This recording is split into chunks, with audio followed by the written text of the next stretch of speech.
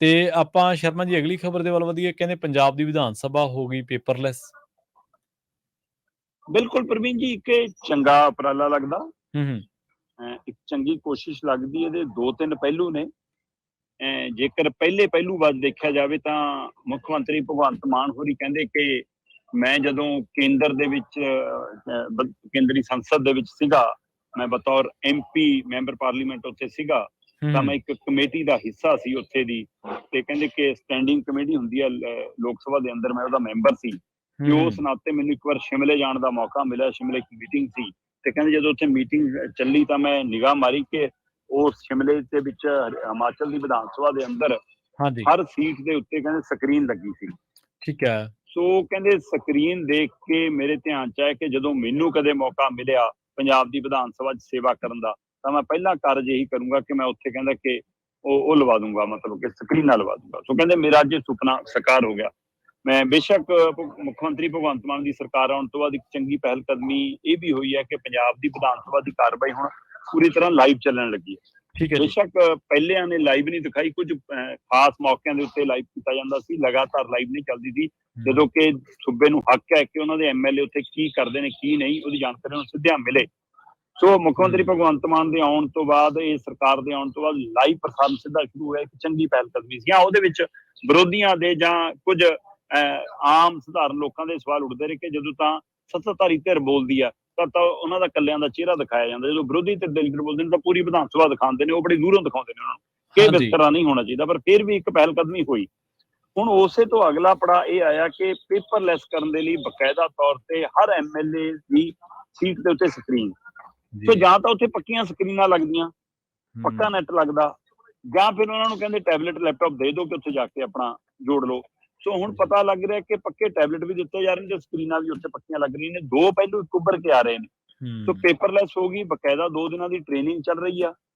ਇਸ ਟ੍ਰੇਨਿੰਗ ਦੇ ਦੌਰਾਨ ਨੂੰ ਦੱਸਿਆ ਜਾ ਰਿਹਾ ਇੱਥੋਂ ਤੱਕ ਹੈ ਕਿ ਵਿਧਾਨ ਸਭਾ ਦੇ ਅੰਦਰ ਆ ਕੇ ਹੁਣ ਹਾਜ਼ਰੀ ਲੱਗੂਗੀ। ਉਹ ਆਨਲਾਈਨ ਹਾਜ਼ਰੀ ਹੈ। ਜਦੋਂ ਵਿਧਾਨ ਸਭਾ ਦੇ ਅੰਦਰ ਆਉਂਗੇ ਤਾਂ ਹੀ ਹਾਜ਼ਰੀ ਲੱਗ ਸਕਦੀ, ਉਹ ਬਾਹਰ ਨਹੀਂ ਲੱਗ ਸਕਦੀ। ਸੋ ਇੱਕ ਚੰਗੀ ਕੋਸ਼ਿਸ਼ ਹੈ। ਜੇਕਰ ਮੈਂ ਇਸ ਹਵਾਲੇ ਨਾਲ ਗੱਲ ਕਰਾਂ ਤਾਂ ਉਹ ਕਹਿੰਦੇ ਕਿ ਪੰਜਾਬ ਦੀ ਵਿਧਾਨ ਸਭਾ ਹੁਣ ਡਿਜੀਟਲ ਹੋ ਗਈ ਹੈ।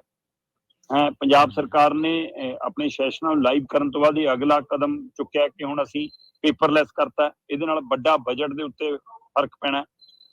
ਪੈਸੇ ਕਹਿੰਦੇ ਕਿ ਵੱਡੀ ਗਿਣਤੀ ਦੇ ਵਿੱਚ ਬਚਣੇ ਨੇ। 2 ਦਿਨਾਂ ਦੀ ਟ੍ਰੇਨਿੰਗ MLA ਨੂੰ ਦਿੱਤੀ ਜਾ ਰਹੀ ਹੈ ਕਿ ਤਾਂ ਕਿ ਉਹ ਇਸ ਪਹਿਲੂ ਦੇ ਉੱਤੇ ਸਿੱਖ ਸਕਣ ਕਿ ਕਿੱਥੇ ਕਿੱਥੇ ਕੀ ਆ। ਪਰ ਇਸੇ ਸ਼ਾਬਾਸ਼ੀ ਵਾਲੇ ਕੰਮ ਦਾ ਇੱਕ ਹੋਰ ਪਹਿਲੂ, ਉਹ ਪਹਿਲੂ ਇਹ ਹੈ ਕਿ ਪੰਜਾਬ ਦੀ ਵਿਧਾਨ ਸਭਾ ਨੂੰ ਪੇਪਰਲੈਸ ਕਰਨ ਦੀ ਸ਼ੁਰੂਆਤ 2017 ਚ ਹੋਈ ਜੀ। ਤੇ ਜਿੰਨੀ ਕਿ ਮੇਰੇ ਯਾਦ ਹੈ 2017 ਚ ਕੈਪਟਨ ਅਮਰਿੰਦਰ ਸਿੰਘ ਦੀ ਸਰਕਾਰ ਸੀ। ਸ਼ੁਰੂਆਤ ਉਸ ਸਮੇਂ ਹੁੰਦੀ ਹੈ, ਪਰ ਕਈ ਰੁਕਾਵਟਾਂ ਆਉਂਦੀਆਂ, ਕਈ ਪਹਿਲੂ ਆਉਂਦੇ ਨੇ, ਕੰਮ ਸਿਰੇ ਨਹੀਂ ਚੜ੍ਹਦਾ। ਕਿਉਂਕਿ ਇਹ ਪੰਜਾਬ ਦੇ ਲੈਵਲ ਦਾ ਕੰਮ ਨਹੀਂ ਹੈਗਾ, ਇਹ ਕੇਂਦਰ ਦੀ ਇੱਕ ਯੋਜਨਾ ਹੈ। ਬੇਸ਼ੱਕ ਖਰਚੇ ਸੂਬਿਆਂ ਵਾਲੇ ਪੈਸਿਆਂ ਚੋਂ ਹੋਣੇ ਆ, ਪਰ ਇਹ ਕੇਂਦਰ ਦੀ ਇੱਕ ਯੋਜਨਾ ਹੈ ਕਿ ਅਸੀਂ ਦੇਸ਼ ਦੀ ਹਰ ਵਿਧਾਨ ਸਭਾ ਡਿਜੀਟਲ ਕਰਨੀ ਹੈ।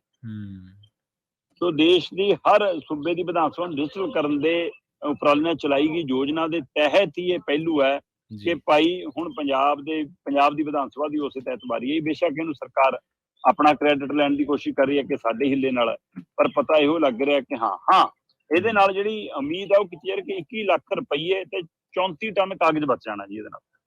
ਇਹ ਮਤਲਬ ਪੰਜਾਬ ਦੇ ਮੁੱਖ ਮੰਤਰੀ ਭਗਵੰਤ ਮਾਨ ਨੇ ਖੁਦ ਇਹ ਜਾਣਕਾਰੀ ਸਾਂਝੀ ਕੀਤੀ ਹੈ ਕਿ ਪੇਪਰਲੈਸ ਹੋਣ ਨਾਲ ਸਰਕਾਰ ਦੇ ਖਜ਼ਾਨੇ ਉੱਤੇ ਕਰੀਬ 21 ਲੱਖ ਰੁਪਏ ਦਾ ਜਿਹੜਾ ਬੋਝ ਪੈਂਦਾ ਸੀ ਉਹਦੀ ਬਚਤ ਹੋਣੀ ਆ ਤੇ 34 ਟਨ ਸਾਡਾ ਕਾਗਜ਼ ਬਚਣਾ। 834 ਕਹਿੰਦੇ ਦਰਖਤਾਂ ਦੀ ਕਟਾਈ ਹੁੰਦੀ ਹੈ ਤਾਂ ਇਹ ਪੇਜ ਤਿਆਰ ਹੁੰਦੇ ਨੇ।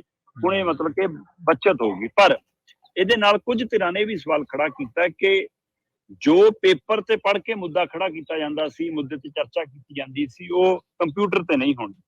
ਕਈਆਂ ਨੂੰ ਚਲਾਉਣਾ ਨਹੀਂ ਆਉਣਾ, ਕਈਆਂ ਨੂੰ ਖੋਲਣੀ ਨਹੀਂ ਆਉਂਦੀ ਸਕਰੀਨ, ਚਾਹੇ ਟ੍ਰੇਨਿੰਗ ਦੇ ਲਓ ਚਾਹੇ ਕੁਛ ਦੇ ਲਓ, ਉਹਦੇ ਨਾਲ ਰੁਕਾਵਟ ਆਊਗੀ। ਤੇ ਦੂਸਰੇ ਪਾਸੇ ਵੀ ਤਰਕ ਸੀ ਕਿ ਜਿਨ੍ਹਾਂ ਨੂੰ ਫਾਈਲਾਂ ਮੋਟੀਆਂ ਦਿੰਦੇ ਆ, ਉਹਦੇ ਵਿੱਚ ਨੀਲਾ, ਲਾਲ, ਗੁਲਾਬੀ ਕਿੰਨੇ ਹੀ ਤਰ੍ਹਾਂ ਦੀਆਂ ਉਹ ਲੱਗੀਆਂ ਹੁੰਦੀਆਂ ਨੇ, ਹੈਨਾ, ਉਹ ਟੈਗ। ਕਹਿੰਦੇ ਕਈ ਤਾਂ ਉਵੇਂ ਹੀ ਫਾਈਲ ਲਿਆਉਂਦੇ ਨੇ ਤੇ ਉਵੇਂ ਹੀ ਮੁੜ ਕੇ ਲੈਂਦੇ ਨੇ, MLA ਖੋਲ ਕੇ ਵੀ ਨਹੀਂ ਦੇਖਦੇ। ਸੋ ਇਹ ਵੀ ਇੱਕ ਪਹਿਲੂ ਆ। ਸੋ ਉਹਨਾਂ ਲਈ ਚਾਹੇ ਲੈਪਟਾਪ ਦੇ ਦਿਓ, ਚਾਹੇ ਕੰਪਿਊਟਰ ਦੇ ਦਿਓ, ਚਾਹੇ TV ਵਾਲੀਆਂ ਸਕਰੀਨਾਂ ਲਾ ਦਿਓ ਉਹਨਾਂ ਲਈ, ਤੇ ਚਾਹੇ ਫਾਈਲਾਂ ਦੇ ਦਿਓ। ਜਿਹਨੇ ਖੋਲਣਾ ਹੀ ਨਹੀਂ, ਪੜ੍ਹਨਾ ਹੀ ਨਹੀਂ, ਮੁੱਦੇ ਦੀ ਤਿਆਰੀ ਨਹੀਂ ਕਰਨੀ, ਔਰ ਜਿਨ੍ਹਾਂ ਨੇ ਪੁੱਛ ਕੇ ਬੋਲਣਾ ਹੈ, ਅੱਜ ਕੱਲ੍ਹ ਵਾਲੇ ਤਾਂ ਪੁੱਛ ਕੇ ਬੋਲਦੇ ਨੇ, ਜੀ। ਪਹਿਲੇ ਘੱਟ ਪੁੱਛ ਕੇ ਬੋਲਦੇ ਸੀ, ਅੱਜ ਕੱਲ੍ਹ ਤਾਂ ਲਿਖ ਕੇ ਲਿਆਉਂਦੇ ਨੇ ਕਿ ਹਾਂਜੀ ਸਾਨੂੰ ਦੱਸ ਦਿਓ ਜੀ ਕੇਜਰੀਵਾਲ, ਰਾਘਵ ਚੱਡਾ ਜੀ, ਅਸੀਂ ਕੀ ਬੋਲਣਾ, ਉਹਨਾਂ ਲਿਖਾ ਕੇ ਲਿਆਉਂਦੇ ਨੇ ਕਹਿੰਦੇ। ਸੋ ਇਸ ਲਈ ਇਹ ਵੀ ਇੱਕ ਪਹਿਲੂ ਹੈ। ਸੋ ਪਰ ਇੱਕ ਨਵੀਂ ਪਹਿਲ ਕਦਮੀ ਲਈ, ਇੱਕ ਉਪਰਾਲੇ ਲਈ ਪੰਜਾਬ ਸਰਕਾਰ ਵਧਾਈ ਦੀ ਪਾਤਰ ਹੈ ਕਿ ਉਹ ਟੈਕਨੋਲੋਜੀ ਦੇ ਹਾਣ ਦੀ ਪੰਜਾਬ ਦੀ ਵਿਧਾਨ ਸਭਾ ਨੂੰ ਕਰਨ ਦੇ ਲਈ ਹਿੱਲਾ ਕਰ ਰਹੀ ਹੈ, ਚਾਹੇ ਇਹ ਕੇਂਦਰ ਦੀ ਯੋਜਨਾ ਦੇ ਹਵਾਲੇ ਨਾਲ ਹੋਵੇ, ਪਰ ਇੱਕ ਚੰਗੀ ਪਹਿਲ ਕਦਮੀ ਹੈ ਪ੍ਰਵੀਨ। ਜੀ।